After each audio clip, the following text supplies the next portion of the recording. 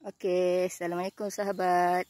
Ni daun kesum yang ditanam di kebun ni. Dalam polystyrene je.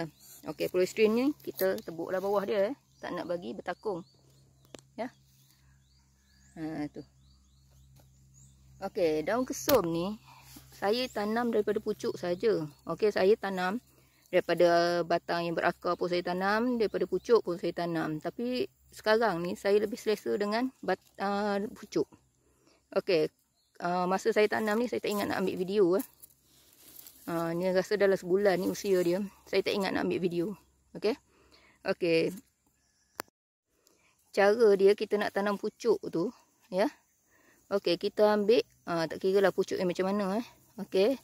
Dalam lebih kurang 2 inci. Macam ni. Dan kita terus cucuk. Yang macam saya buat, saya terus cucuk je lah. Tu.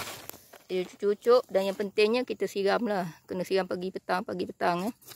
Sebab daun kesum ni dia untuk permulaan ni dia nak survive tu dia kena